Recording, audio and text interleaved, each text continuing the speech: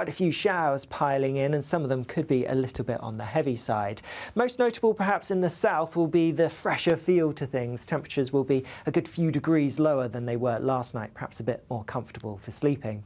Taking a closer look at first thing tomorrow morning, then across much of central southern England, it's looking like a bright, fine start, but some showers across parts of the southwest, and also some showers for parts of Wales as well, and northwest England too. Meanwhile, northeast England starting the day largely dry. Quite a few showers across Northern Ireland, but it's across Scotland where we're going to have the heaviest, most persistent rain. Some showery rain making its way northeastwards as we go through the morning. This rain could cause some problems on the roads, could be some spray around, perhaps even a little bit of localised flooding. But it does clear away northwards as we go through the morning and breaks up, so just turning quite showery across Scotland and also across many northern and western parts through much of the day. Towards the south and east, you have a greater chance of avoiding those showers, and here we'll have the highest temperatures, highs of around 23, 24, so not quite as high as they have been recently. More wet weather to come as we go through towards the end of the week. There are a series of fronts waiting to come in from the west, so most of us will see some rain arriving as we go through Thursday, and there could be a bit more rain to come as we go through Friday as well. All the time it's likely to be quite blustery or breezy, and so that will add to the relatively cool feel to things considering it is August. Bye-bye. A brighter outlook with Box Solar, sponsors of weather on GB News.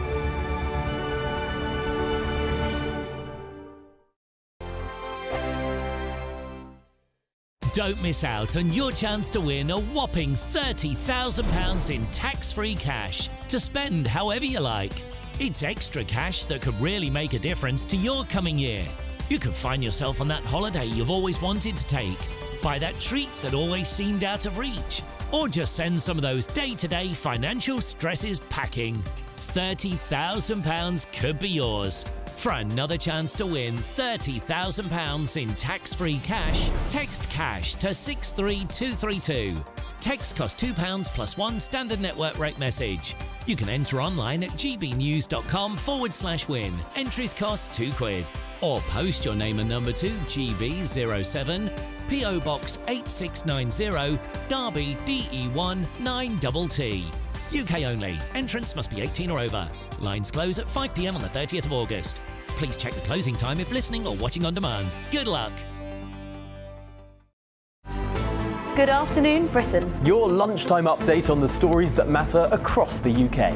From breaking news and insightful analysis, inspiring stories and lively debates. You're comparing yourself to a former Prime Minister. Which is it? Stay informed, stay updated, stay entertained. I just don't know how anyone would not want to be there. Every weekday from midday. We are Good Afternoon Britain, only on GB News. Britain's news channel.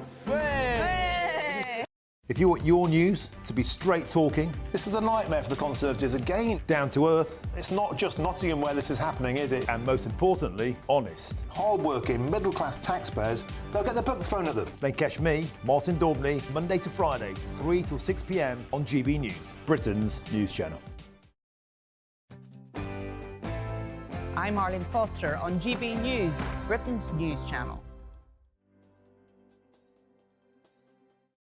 Join me, Camilla Tominey, for a frank and honest discussion with those in power that cuts through the spin and gets to the heart of the issues shaping our nation. You haven't confirmed that you want to stand as leader, but you haven't ruled it out either. This report basically says that he's not fit to stand trial. Is he indecisive?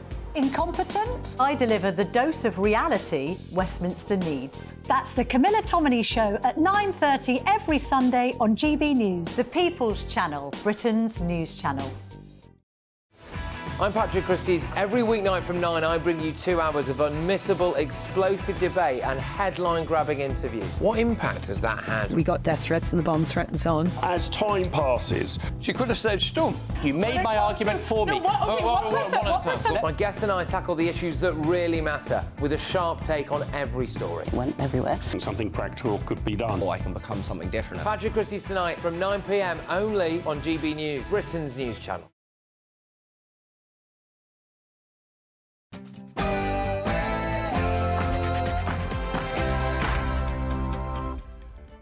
Hello, good evening. It's me, Jacob Rees-Mogg, on State of the Nation tonight. Day 8 of Britain on the brink, with 16 towns and cities being affected by the blaze of these riots. But more evidence emerges of two-tier policing and double standards being held against different communities. As Elon Musk, owner of Twitter, declares civil war in the UK inevitable and indulges in the two-tier care hashtag, the Prime Minister hits back, stating there's no justification for Musk's comments. Just a few weeks ago, I was asked this. Enoch Powell right to warn about the dangers of mass migration to Britain? Find out in a moment what I replied. Plus, Whitehall continues to waste your money as a new analysis reveals civil servants could be on track to receive gold-plated pensions nearly 4 times the size of those in the private sector. State of the Nation starts now.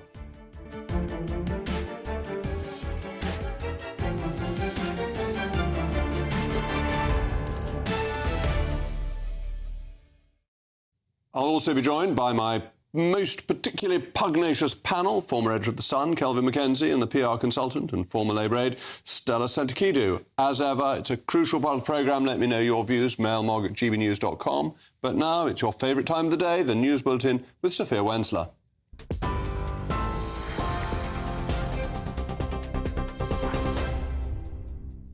Jacob, thank you. Good evening. I'm Sophia Wensler in the GB newsroom with your headlines at 8 o'clock. The Prime Minister has chaired another emergency Cobra meeting as police brace for another night of unrest across the country. Suspects are appearing in court after a week of violence in the UK, sparked by the stabbings in Southport.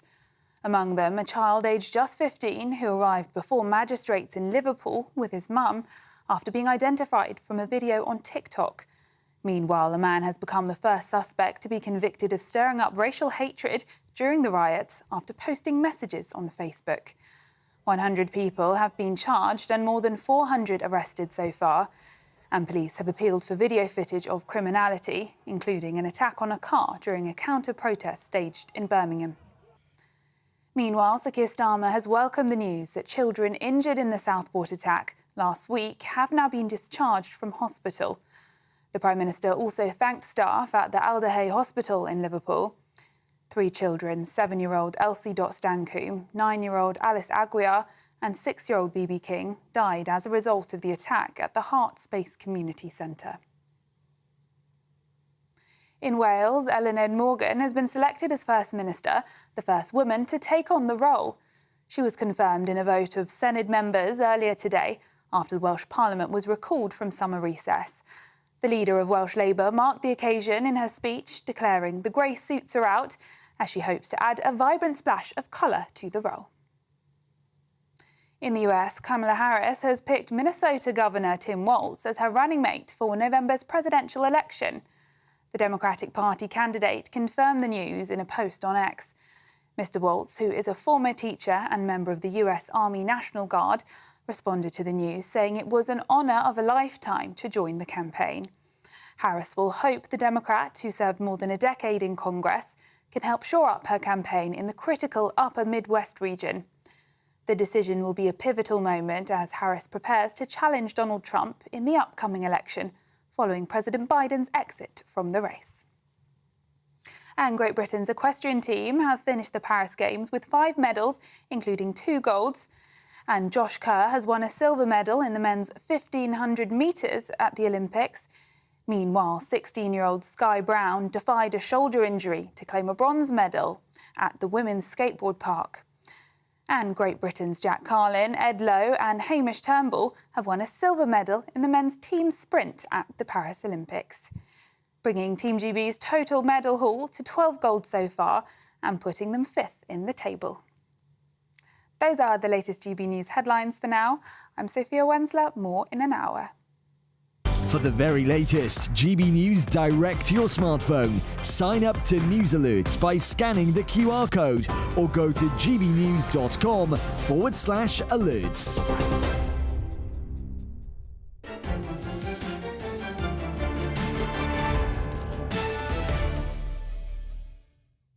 Welcome back to Save the Nation. Is the UK being policed on a 2-tier basis? This is the question of the day. It's one to which the government is giving a confused answer. Yet it is a fundamental and ancient constitutional principle that the government speaks with one voice. This is known as collective responsibility. Ministers may not freelance, and what one minister says must be the position of the government, or else the statement must be corrected or the minister resign. Last night, a mob of scores of armed Muslim men swarmed the streets of Birmingham. Here's some of the pictures from Sky News showing these events. Community leaders have been speaking to the police as well because... Free Palestine! Free Palestine!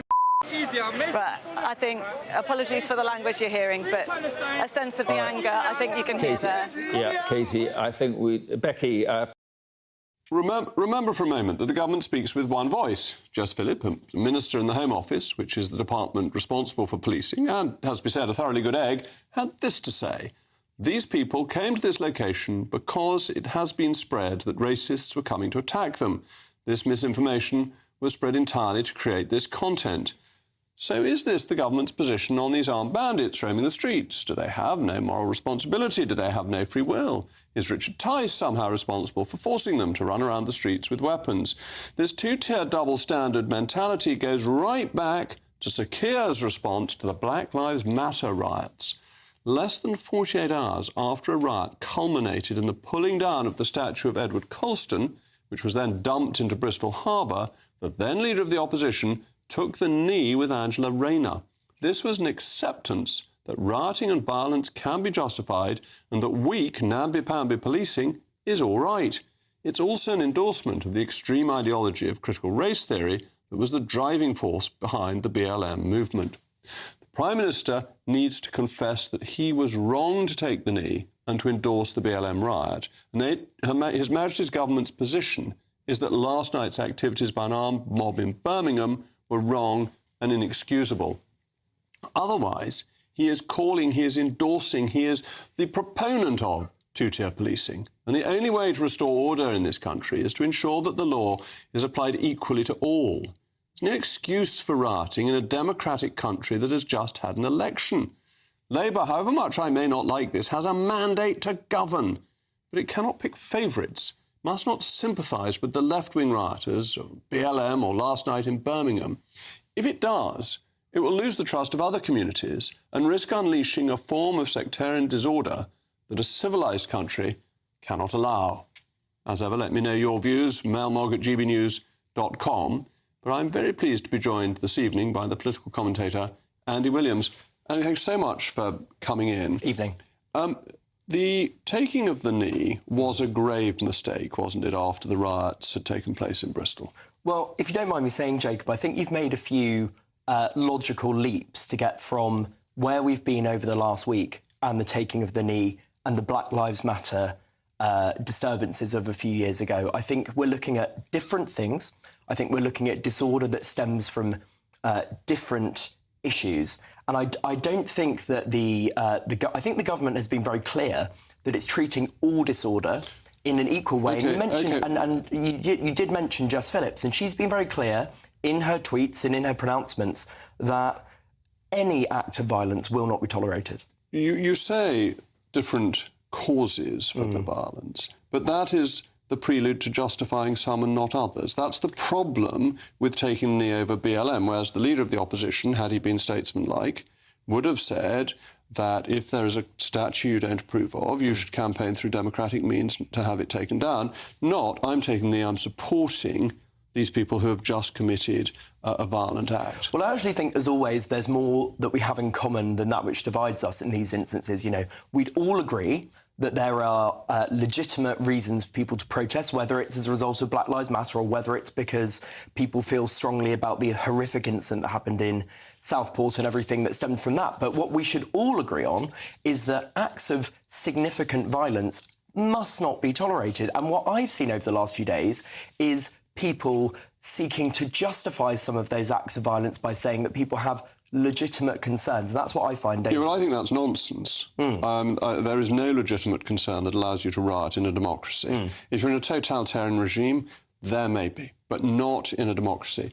And I've got quite a lot of sympathy for Jess because she's an outspoken, charismatic member of Parliament, and I found that going from the freedom of being a backbencher to the discipline of being a minister isn't particularly easy. You have to bite your tongue.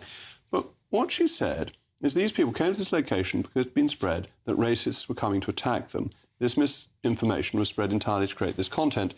That is a defence, a sympathy with people who turned up in masks with weapons. I think that is a mistaken quotation, isn't it? That is, the government needs to make it clear that that is not the position of the government. As far as I'm aware, it hasn't said that's not the position of the government. I think that is a mistake, because I think, as with, you know, looking at, there have been various people trying to justify different positions that rioters have taken, coming from all sides, and you couldn't possibly know. So I'm agreeing with you. Yeah. You couldn't possibly know where those rioters were coming from in the first place, what their view was, why they were there. And I think there is some inherent justification in that statement, and I think we should just blanket say nobody should be doing this. I completely agree with you, and Jess is now Home Office Minister when the Home Office is in charge of policing. So it's more serious than if it were said by the Minister for Aviation. Of course, because it's part of her role. I accept that. And there is an impression, and it comes from some of the policing around the Palestinian marches and the policing that we've seen now, that there is this two-tier policing. And the Commissioner of the Police getting so bad-tempered yesterday, it's clearly a sore point with him, isn't it? It is, and look, I'm in my work, I advise CEOs and senior people who lead organisations every single day. And the first thing we would say to anyone in a position of responsibility like that is you cannot respond in a sort of rash or emotional way, regardless of how you feel. He's clearly frustrated, run down, whatever, that's no excuse. But he absolutely shouldn't have responded like that. Nonetheless, I think these accusations of two-tier policing are misplaced. I don't think there's significant evidence for that. And I think if you just look, for example, and it's only one measure, if you look at the number of arrests since Saturday, 147. Look at then the Black Lives Matter protests 4 years ago, 135 over a weekend. It's pretty consistent, actually. Well, it depends on the numbers in the protest. And of course it doesn't. It's one measure. I mean, the Black Lives Matter protests were coincident around the time of the Sarah Everard protests, which were extraordinarily heavy-handedly policed. And that's part of the issue.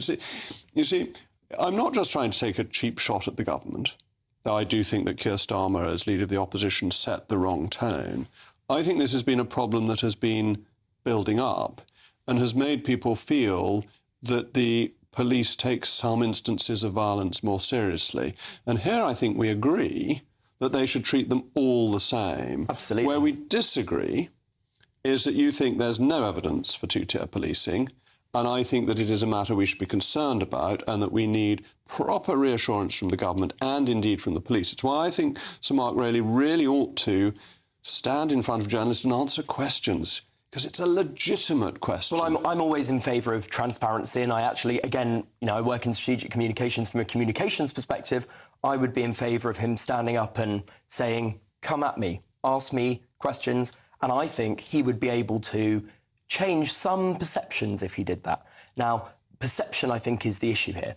I think what this comes down to is a crisis of confidence in our institutions, in the police, in the government, and I don't just mean the Labour government, I mean government in general, and that is a huge problem. Now, I don't have the answer to how that is resolved, and it certainly won't be resolved in a day, but I think that is part of the context here. And part of that is to clarify what Jess Phillips has said and to make it clear that, as I was saying earlier, that I think the Prime Minister should now say, actually, he regrets taking the knee, that would make it clear that he didn't endorse the violence that was going on. But there. I think, again, that is misplaced, because I don't think there is a direct causal link to what we're talking about. I understand what you're saying, but what we're talking about today stemmed, the trigger for the last week's worth of protest was this horrific incident in Southport.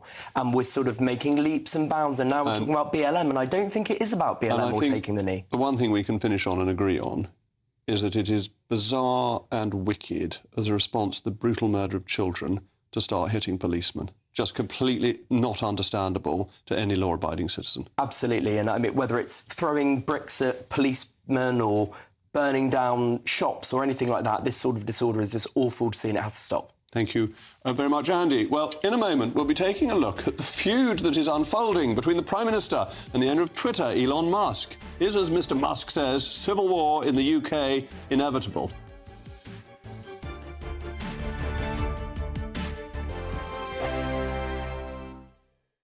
Sunday with Michael Portillo from 11, only on GB News.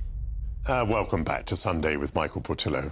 Most people will be familiar with French artists such as Auguste Renoir, Claude Monet and Camille Pissarro, who with others made up the Impressionist movement of the late 19th century. But we are probably less familiar with the British contingent of the Impressionists, artists like Frank Bramley, Elizabeth Armstrong Forbes and Walter Langley, amongst many others.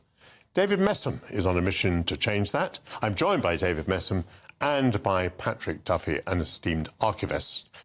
These people we're talking about, are they really Impressionists? I mean, I assume they're British, but are they Impressionists? I think we had the same query when we wrote a book about the whole thing in '85, actually. And we were the book nearly went out as The Garden of Bright Images, actually, though my author then, Laura Wortley, was quite insistent that it should be called Garden of Bright Images, but I thought probably we'd put it in the gardening section, actually. So, you know, the question you ask is what is on other people's minds, too. Actually, have we got Impressionism in this country? I think for me, as I used to do quite a lot of shopping, if you like, in America, looking for English pictures out there, and they've got American Impressionism, and I'm quite happy with it, but the English are different. Were they friends and colleagues? Were they collaborators with the French Impressionists? Broadly speaking, British Impressionism is, as we term it, is the post-Impressionist movement. So they were certainly inspired by the French Impressionist movement as it was, but they came later. They travelled around Europe and became attuned to en plein air painting, so painting outdoors, and that's what they brought over with them. We call it British realism, but there's a focus. British realism, I kind of recognise. Yeah, I mean, that's exactly what that looks like. The People's Channel. I'm Christopher Hope. From pop stars to politicians, I'll interview anybody in a pub who's got a political opinion. Join me every Friday on Spotify, Apple Podcasts, YouTube or gbnews.com, or wherever you get your podcasts. This is GB News, the People's Channel. Weekdays on GB News. Wake up to breakfast every day from 6 a.m. Followed by Britain's newsroom at 9:30. At noon, it's Good Afternoon Britain. Followed by Martin Daubney from 3 p.m. Only on GB News, the People's Channel, Britain's news channel. Join me, Nana Akwe, for an informative, interactive news programme with a difference. It's fun. It's true. You're not wrong. No one will be cancelled. Lovely. Join me from 3 p.m. every weekend, only on GB News, Britain's news channel.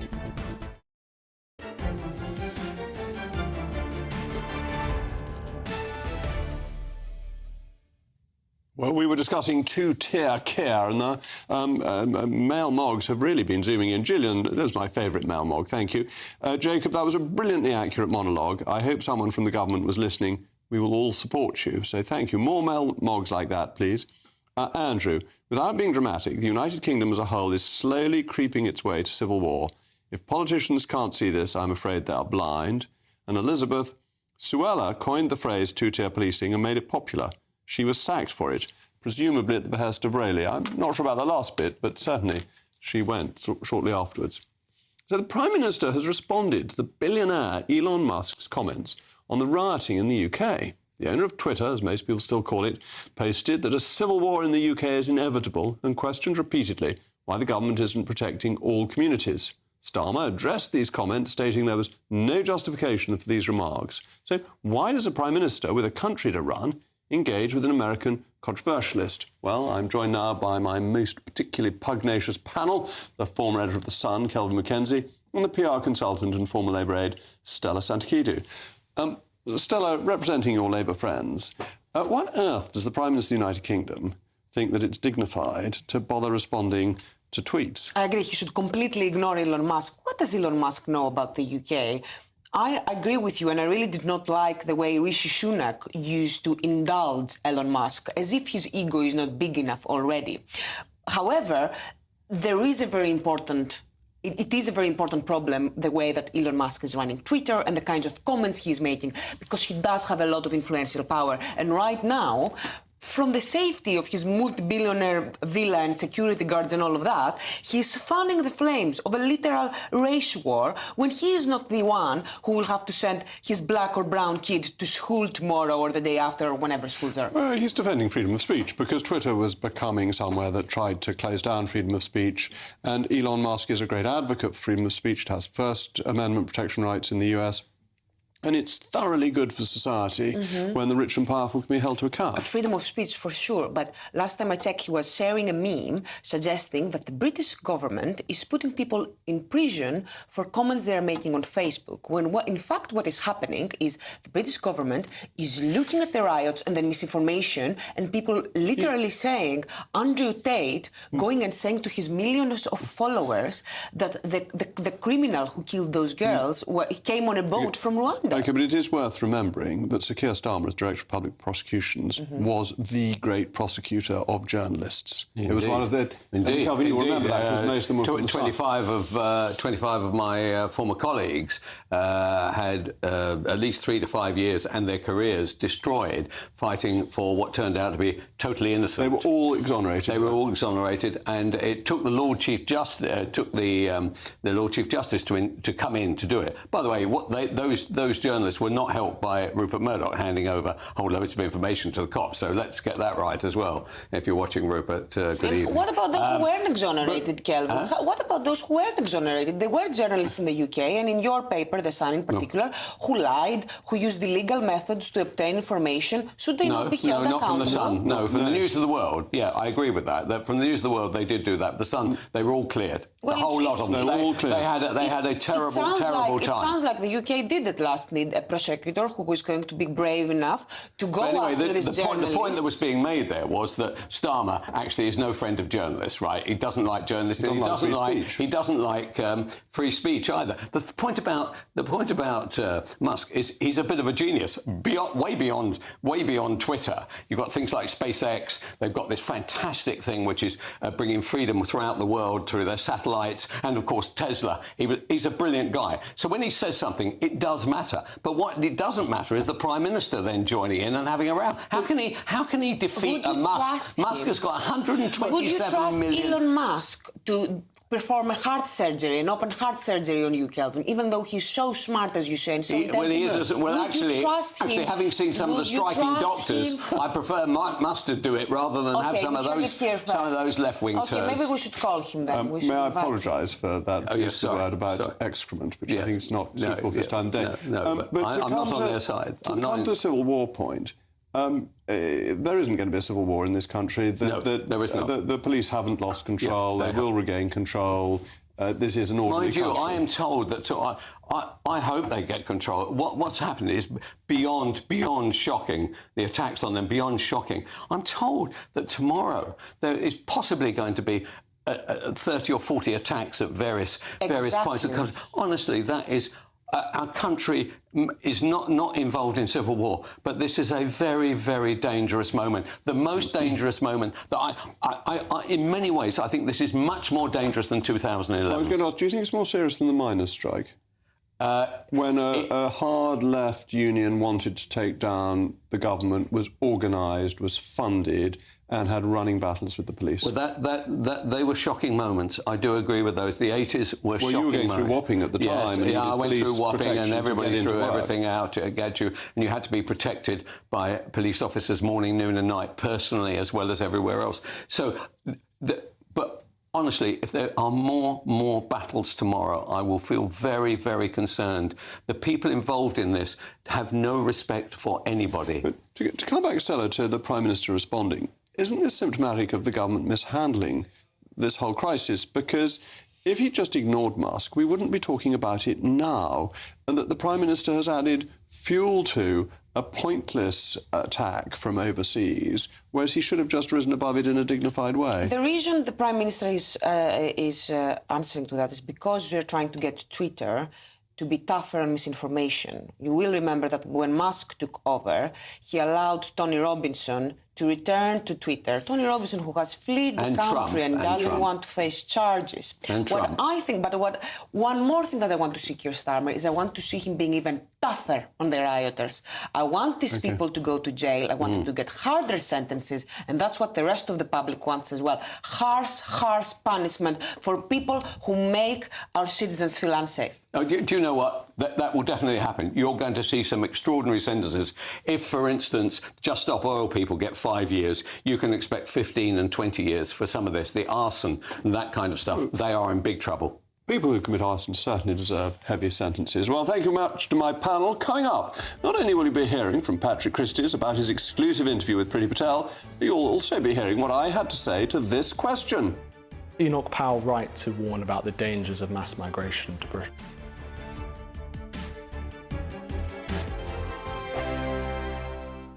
Good evening. It's time for your GB News weather forecast from the Met Office. Looking further ahead, and there will be some rain at times for many of us as we go through Thursday and Friday, but for the time being, we're changing to something a bit cooler, a bit blustery and a bit showery because there's an area of low pressure to the northwest of the UK, and this is driving some showery bursts across parts of the UK. For many central and eastern parts of England and also eastern Scotland, it's actually going to be a largely dry night with some clear skies, but further west we have quite a few showers piling in, and some of them could be a little bit on the heavy side. Most notable perhaps in the south will be the fresher feel to things. Temperatures will be a good few degrees lower than they were last night, perhaps a bit more comfortable for sleeping. Taking a closer look at first thing tomorrow morning, then across much of central southern England, it's looking like a bright fine start, but some showers across parts of the southwest and also some showers for parts of Wales as well, and northwest England too. Meanwhile, northeast England starting the day largely dry. Quite a few showers across Northern Ireland, but it's across Scotland where we're going to have the heaviest, most persistent rain, some showery rain making its way northeastwards as we go through the morning. This rain could cause some problems on the roads, could be some spray around, perhaps even a little bit of localised flooding, but it does clear away northwards as we go through the morning and breaks up, so just turning quite showery across Scotland and also across many northern and western parts through much of the day. Towards the south and east you have a greater chance of avoiding those showers, and here we'll have the highest temperatures, highs of around 23, 24, so not quite as high as they have been recently. More wet weather to come as we go through towards the end of the week. There are a series of fronts waiting to come in from the west, so most of us will see some rain arriving as we go through Thursday, and there could be a bit more rain to come as we go through Friday as well. All the time it's likely to be quite blustery or breezy, and so that will add to the relatively cool feel to things considering it is August. Bye-bye. Good afternoon, Britain. Your lunchtime update on the stories that matter across the UK. From breaking news and insightful analysis, inspiring stories and lively debates. You're comparing yourself to a former Prime Minister. Which is it? Stay informed, stay updated, stay entertained. I just don't know how anyone would not want to be there. Every weekday from midday. We are Good Afternoon Britain, only on GB News. Britain's news channel. Join me, Camilla Tominey, for a frank and honest discussion with those in power that cuts through the spin and gets to the heart of the issues shaping our nation. You haven't confirmed that you want to stand as leader, but you haven't ruled it out either. This report basically says that he's not fit to stand trial. Is he indecisive? Incompetent? I deliver the dose of reality Westminster needs. That's the Camilla Tominey Show at 9:30 every Sunday on GB News. The People's Channel, Britain's news channel.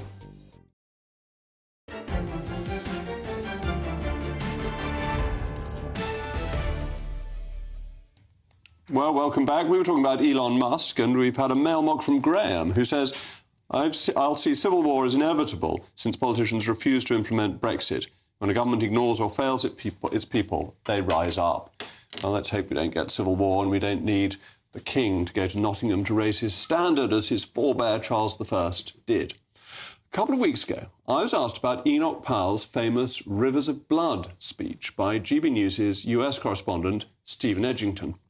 Enoch Powell right to warn about the dangers of mass migration to Britain? Enoch Powell's speech, known as the Rivers of Blood speech, is a terrible speech. It is a really bad speech, and it made talking about immigration incredibly difficult for decades. It's a blot on his career of an uneradicable kind. Why was the speech so bad in your view?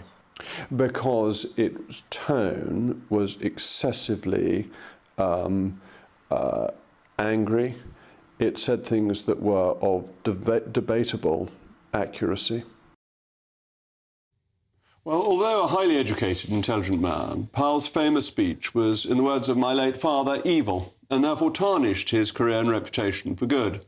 However, it has become, in the last week, chillingly relevant. As my father explained, the true disgrace of this article was the racialist angle he took, the intent to inflame hatred between the races, not only of white against black, but also of black against white. Powell warned of the dangers of mass immigration.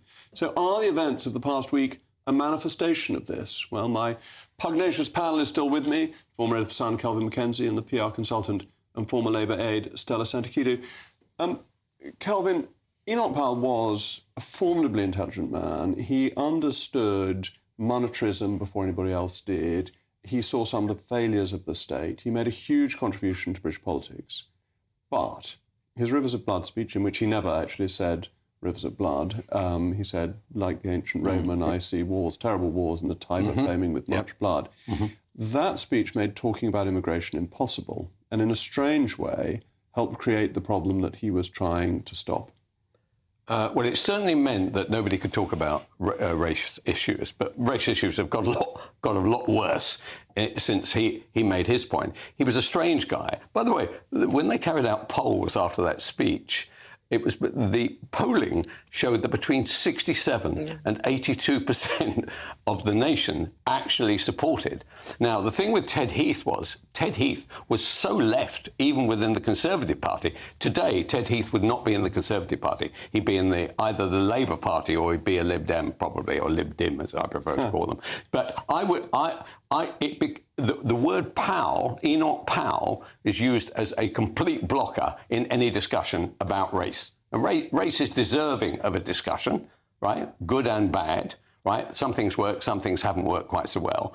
But those two words, that ends it. Somebody says, oh, you're an Enoch Powell follower, you're a Powellite, that was the end of that. By the way, he was a strange guy, I mean, although you say he was a clever guy, and he was a professor, I think, when he was 25, and apparently the youngest ever, or second youngest ever. And even when he was a kid, he used to lecture his own parents by standing on a chair. And he was like 4 or 6 years old. So this was not a normal guy. And you can see what happened here. He had a view. He'd always been a clever person. He'd always been looked up to. He decided he had a view about race, and he tried to put it in a manner which he would have used anything about Greek history. Stella, do you think that his speech made talking about race very difficult and talking about immigration control difficult, and that we would have been better off if we'd controlled migration earlier? He did make it very difficult, and I do think that generally, whenever someone is using the kind of language that Enoch Powell was using and speaks about immigration, and especially in terms of race, and makes it sound like, basically, someone reading his speech would think, it sounds like you're saying that you think that people from some race are better than people from other races. That is literally what it sounds like when you read the speech. So he makes it very difficult for anyone to come and meet him halfway through on immigration. So if anyone had an opinion where maybe he agrees with some things, but not with others, it would be completely impossible to have a dialogue with someone like Enoch Powell or with someone who supports Enoch Powell, because you're thinking, I'm basically negotiating with a racist. And Kelvin's right, that Enoch Powell as a name becomes a block to a discussion. If you say, oh, that sounds like Enoch Powell, then somebody's dismissed from the public forum. I would disagree that it is just Enoch Powell as a name, and I would say that there are some people now in public life, I see them a lot in politics, and it's become more and more popular to feel freer to speak in the same way that Enoch Powell did, so to use inflammatory terms. Do you know what? I don't agree with that. I think it's less today. You could not, I don't believe, that those things that he says, he talked about pickaninnies. There's language you simply couldn't use today. So I don't accept that. I think, in fact, it's much calmer. I mean, one of the points that Musk made was that you can now get arrested for writing something on Facebook.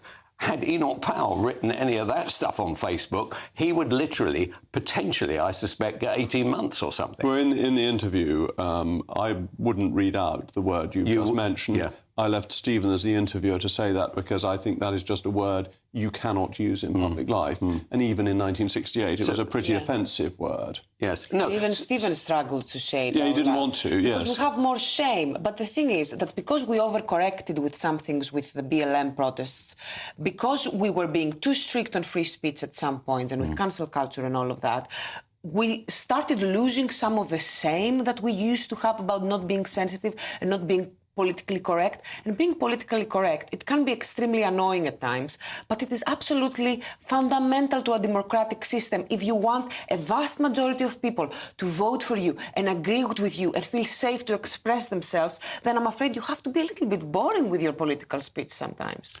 Well, you don't have to go to the other extreme, that his speech was so excessive, all the tales of dog mess and things like that, that really created an atmosphere of, stoked an atmosphere of racial tension. Right. It wasn't intended to be... It was very emotionally We don't have an equivalent in public life. Enoch Powell was an enormously powerful figure, intellectual figure. We have nobody in invasion. You public. Don't think referring to immigrants, to asylum seekers, as our country being invaded? Well, there are. I actually don't disagree with that thought. The idea that there are boats coming across. I need to shame you more. Right, coming across the channel. I find that an invasion, especially when they are, some of them, at least anyway, if not all of them, are illegal. So that is an invasion. We have a word for it. It's called immigration. Just one final thing to say, that is, I met Enoch Powell once and asked him about the speech, and he said to me, if he had left the quotation in Latin, it wouldn't cause all the trouble that it did. I think this is wrong, because the rest of the speech was quite hot stuff too. But we're going across to our newsreader, Sophia Wensler.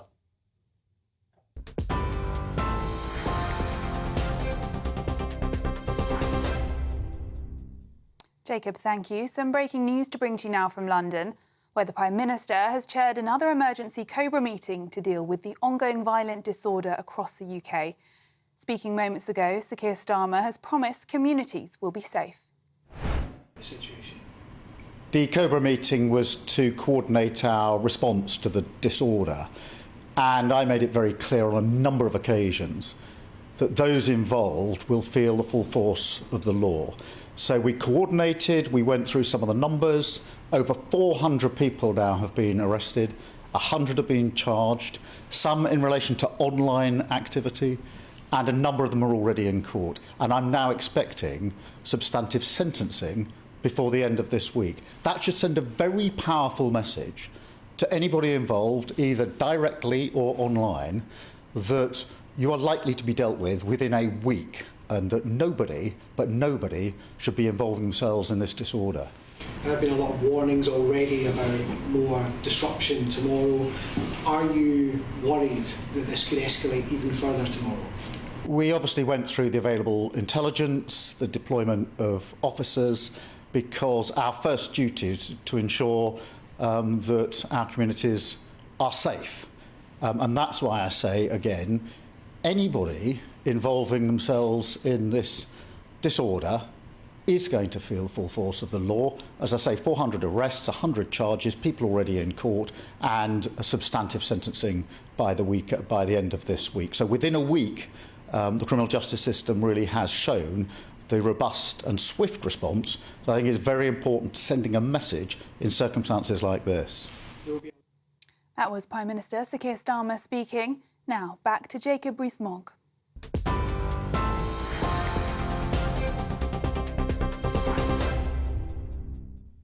Well, thank you to my panel. But later on this evening, GBNews, our very own Patrick Christys, will be airing his exclusive interview with Tory leader candidate Dame Priti Patel. They'll be covering everything from the leadership race to the riots unfolding across the country, as well as the question of whether we are facing two-tier policing. Well, I'm joined now by the man himself, the great, the one and only GB News' Patrick Christys. Patrick, what is Pretty going to say later? Yes, well, there is a heck of a lot to go at. You've touched on quite a bit of it there. So there's some current affairs issues that I think it's important to get her take on, especially as a former Home Secretary and someone who hopes to lead the country one day. There's the riots. There's whether or not Keir Starmer and Yvette Cooper have made things worse. There's also the issue of Jess Phillips's tweet. She mentions Nigel Farage as well. She doesn't hold back in all of those things. I've played a couple of clips of those out throughout the course of the day already, but there's a clip I'd like to play now because the other part of this interview is Priti Patel setting out what she wants her vision for the Conservative Party to be going forward and the points of difference between her, the Labour Party, but also some of her other leadership rivals. There's just a little snippet now of a signal of intent towards Keir Starmer. I believe that I can bring my skills, my experience, unity and strength into play to challenge the government, to be a robust leader of the opposition. I can tell you now, I don't want a Labour government to be more than a one-term Labour government, and I believe with my leadership we can absolutely challenge them and hold them to account and get our party match fit all over again to win the next general election. So the question for you, Jacob, and sorry to interview you on your own show, of course, but is whether or not you think Priti Patel could actually make Keir Starmer a one-term Prime Minister if she was in charge of the Tories? I think he's heading in that direction rapidly anyway. I'm astonished by how many mistakes the Socialists have made in the last month. Pinching money from pensioners to give it to their mates in the public sector is pretty shabby, I think. But I've always admired Priti Patel. She's a force of nature and one of the most charismatic members of the Tory party. So I'm definitely a fan. OK, well, there you go. Just very quickly, not to take up too much of your time, a couple of other key flashpoints. We've got Keir Starmer and Elon Musk, you know, essentially going to war with each other. She wades in a bit on that, but I just want to tease ahead to another big story I'm going to be doing tonight, which is, we think here at GB News anyway, we've exposed Labour's secret plans for asylum seekers and illegal migrants. I think in light of what we're seeing in the country at the moment, a tinderbox Britain, I do wonder if it's incredibly tone deaf and actually if it could do more to inflame tensions than anything else. So I'll throw it back to you. You've only got 20 minutes now until my show starts, Jacob. Oh, thank you very much. That'll be an exciting programme. But I will be assessing in a moment whether yet another potential win for the blob is taking place as it sucks up even more of your money to pay for the civil servants' gold-plated pensions.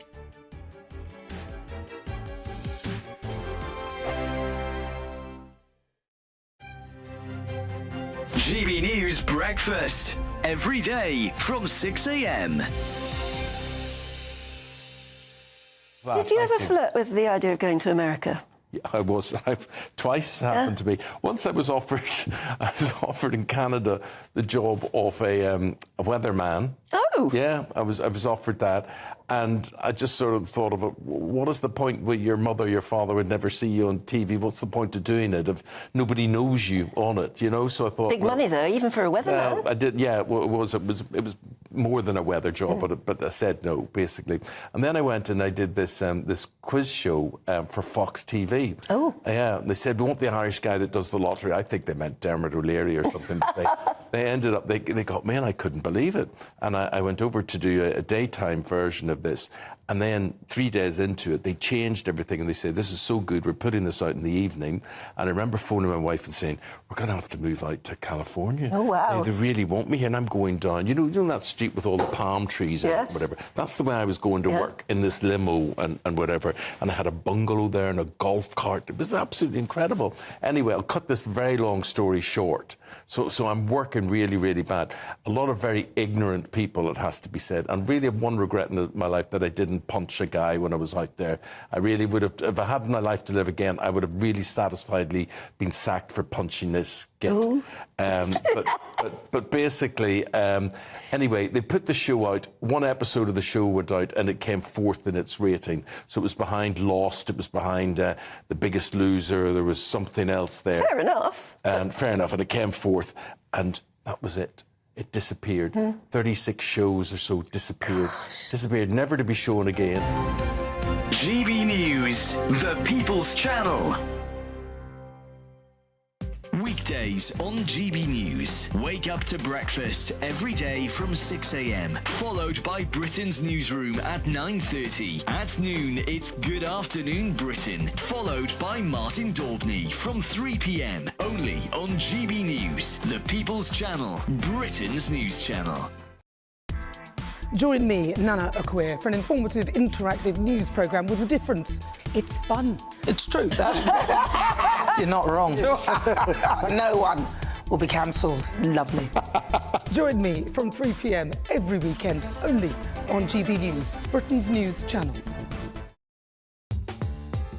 I'm Christopher Hope. From pop stars to politicians, I'll interview anybody in a pub who's got a political opinion. Join me every Friday on Spotify, Apple Podcasts, YouTube or gbnews.com, or wherever you get your podcasts. This is GB News, the People's Channel.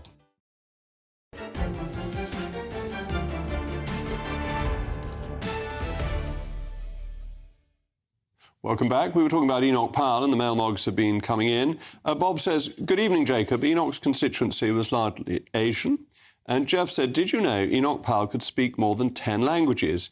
Can you name any? Well, I know he could speak Latin and he could speak Greek. And he taught himself German in a few weeks to make a speech in Europe, to, I think, at Davos, to those group there. And my next correspondent, Philip, tells me he could speak Urdu as well. So that's 4 out of the 10, and English, of course. And Philip says Naz Shah was criticised for speaking Urdu to her constituents recently, but Powell did the same. And Andy says Powell was a racist and used his intellect to mask it. I'll make one final point. I knew Mrs. Powell, Pam Powell, who was one of the most lovely people I've ever known, completely and utterly charming. She very kindly came to our wedding in 2007. Moving on, our bloated public service is on track for yet another victory under this new socialist government. Research from the Taxpayers Alliance shows us that our civil servants are on track to receive gold-plated pensions, which are a remarkable 4 times nearly higher than those who work in the private sector. The research shows that those in the private sector can expect annual pensions worth around £7,000, whilst those on the same salary in the public sector will earn £7,000. So it's 26,000 versus 7,000. So what's happening here? Are these pensions a deserved reward for those who have spent their career in public service, or are they an unsustainable burden which could bankrupt Britain? Well, I'm joined now by a friend of the programme, Elliot Kirk, Head of Campaigns at Taxpayers Alliance. Now, Elliot, you're a hard-nosed man, aren't you? These hard-working civil servants, they toil away. Yeah. They're working in their offices night and day, burning the midnight oil, and at the end of it, on a low wage, they get a little bit of a pension. Yes, you know, this is the perception that the public sector likes to put forward, and certain parts of the media and the political class like to put forward. It would have been a perception that you would have dealt with in government. Actually, the reality is that in the public sector, they work fewer hours on average than the private sector. They have more annual leave. They have higher pay, more sick leave, and of course greater job security. And anyone that's worked in the private sector knows the value of job security. And on top of that, they get access to a pension scheme that is now essentially inaccessible to new entrants into the private sector. Only 1.5% of new entrants to the private sector get access to this specific pension scheme that the public sector get access to. What do you mean by this specific pension scheme? Yeah, so this is the difference between what's called a defined benefit pension scheme and a defined contribution pension scheme. So in both, the employer and the employee pays money into a pot. Of course, actually, in the public sector, there is no pot in reality, but let's imagine there is for the moment. When you retire, if you're on a defined pension scheme, it doesn't matter how much you've actually put into that pot, you have a guaranteed pension at the end of it. It's often called a final salary pension, and in the public sector, that looks like 70% roughly of your final salary or your average salary. That means no matter how much money you've actually put in, you have that guaranteed amount. In the private sector, your pension is only based on how much you've put in, how much your employers put in, and then how well that has done over That's the defined contribution. So you make a contribution. Now, we used to have a lot of defined benefit pensions in the private sector. In the 80s and 90s, they were hugely overfunded as well. Yeah. But Gordon Brown smashed them, didn't he? Well, he did, absolutely. But listen, the other thing we have to remember is those defined pension schemes now that people are living much, much longer actually are basically unaffordable. And there's a reason why so few companies provide them anymore. Well, isn't it also interest rates, that interest rates fell to the lowest level in history? Which makes it difficult to grow the size of your pension pot. And that rising interest rates has made pensions more affordable. So that will have eased some of the pressure on defined benefit pensions, but they've now faded out. As you say, very few new entrants in the private sector. Yeah, and it's really interesting, and you never know, maybe that point on rising interest rates means they will start to be brought back in some areas of the private sector. That'd be interesting. But we should remember that in the private sector, they will still, to some extent, be funded. You will be putting money into an investment scheme that will then grow, and yes, it may then be topped up at the end. That's not what happens in the public sector. It all just goes, with the exception of local government, straight into the Treasury, and then at some point, the Treasury pays it out of future taxpayers' money. And this is where it is as good as gold, because the pension in the public sector is like government debt, that it will always be redeemed. Whereas in the private sector, if your company goes bankrupt, you have to fall on the pensions regulator, your pension is cut. Yeah, and you'll be in serious trouble, and that speaks to this point about job security. People in the public sector have a range of perks that simply those don't in the private sector. And Rachel Rees is talking about the state of the public finances, and rightly, we know from our Taxpayers Alliance's debt clock that debt is increasing by £4,410 per second. If you really want to deal with the public finances, you're going to have to start moving public sector workers onto a more realistic scheme. And in terms of what many people believe, that, and you mentioned this earlier, that people in the public sector earn less during their careers. Is that still true in the work you've done? It's not true. No, people in the public... I mean, obviously, in the private sector, there is a range of jobs at the top which have salaries and bonuses and all the rest of it that people in the public sector are never going to achieve. But if you look at not just average salaries, but if you look at comparable roles around the middle of the pack in the public and private sector, in the public sector, you're paid slightly more. But you don't get bonuses in the way. So is this including bonuses? I think it's excluding bonuses. And yes, bonuses generally haven't been provided in the public sector in recent years, but they are now starting to be brought back in. There was a brilliant story last week that the director of the Border Force got a £20,000 bonus in one single year. For what is not entirely clear. Well, because he's been so successful in bringing more people into this country. Well, yeah, maybe that's the metric. No doubt met his targets. Yeah. But to come back to this point of the overall effect, what is the total pension fund liability sitting on the state, on top of the national debt? Well, so the problem is it's not entirely easy to actually calculate, but rough calculations that those that have looked at it, the OBR, I think, it put it at about 2.8 trillion. It's about the size of the UK national economy, but it could actually end up being higher than that. So our national debt, gilt-edged securities, is about 2.5 trillion? Yeah, precisely. So you've got another 2.7 trillion. Which isn't accounted for in the national debt, it's separate. Which is separate on top of that and isn't funded. So if you are a fireman, you pay into your pension fund, but that isn't being put aside for you. That's paying a fireman who retired 20 years ago. Yeah, exactly.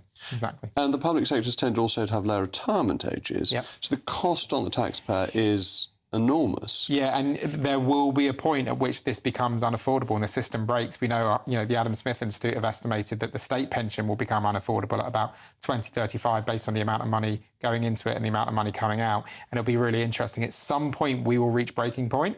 And what I'd say to Rachel Rees is she says she's the chancellor that's going to make difficult decisions.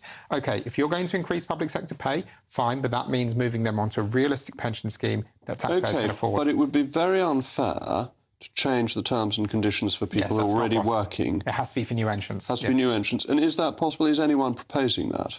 I mean, we're certainly proposing that. We haven't seen that seriously proposed from certainly Labour and even the Conservatives, as far as I'm aware.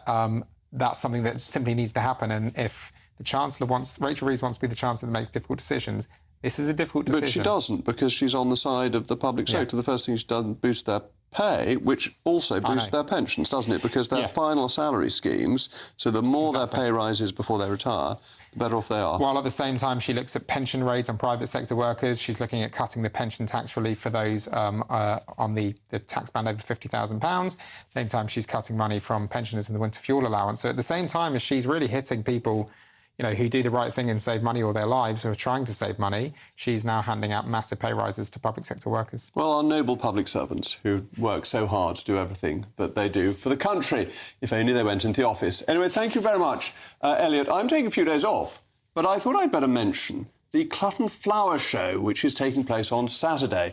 It's in its 86th year, I think, and it's organised by the estimable Clutton Horticultural Society.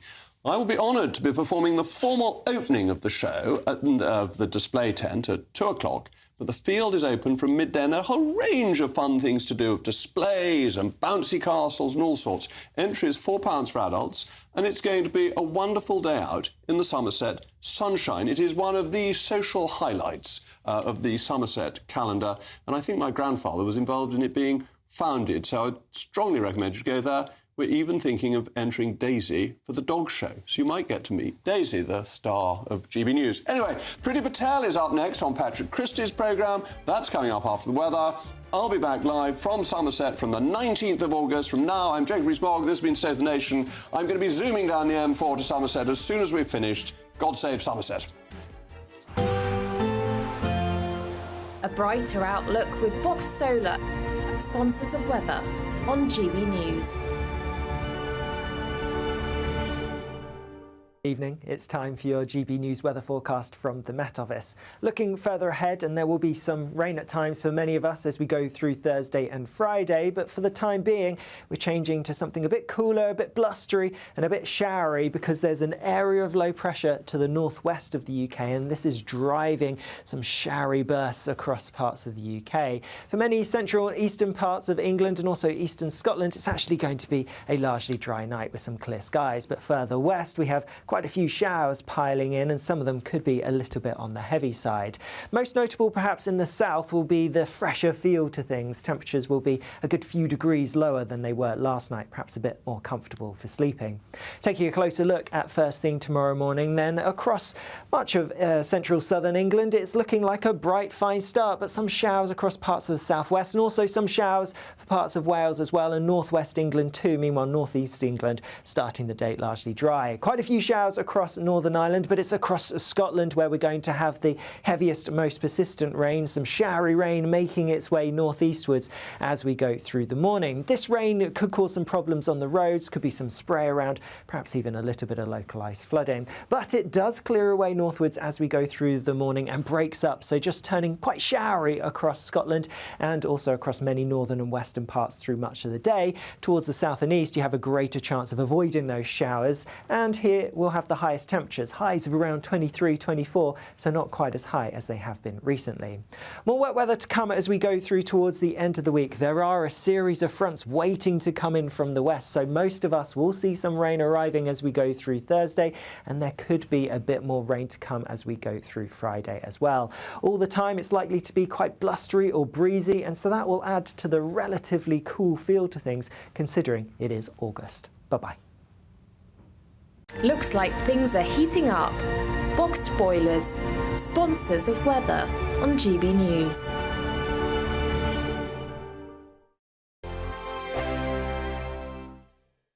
We could be calling you with the news that you've won our latest Great British giveaway, an incredible £30,000 in tax-free cash. David from Kent was our last big winner. Listen to what he had to say about getting that winning call. Hi, I'm David from Kent and I won £15,000 and it couldn't have come at a better time. I was gobsmacked. What have you got to lose for what it costs? In fact, I've done it again this week, so I'd recommend it to anybody. For another chance to win £30,000 in tax-free cash, text CASH to 63232. Text costs £2 plus one standard network rate message. You can enter online at gbnews.com/win. Entries cost £2. Or post your name and number to GB07 PO Box 8690 Derby DE1 9TT. UK only. Entrance must be 18 or over. Lines close at 5 p.m. on the 30th of August. Please check the closing time if listening or watching on demand. Good luck. Hi there, I'm Michelle Dewberry and I'm going to take a second to tell you all about my show, Dubes & Co. We start off with the issues of the day. We then bring in both sides of the arguments. We get rid of the disrespect. And then you throw me into the mix. And trust me, I'll tell it exactly how it is. And then, of course, the magic ingredient, you at home. We mix it all together and what have we got, in my opinion, the best debate show in town. Monday to Friday, 6 till 7 on GB News, Britain's news channel.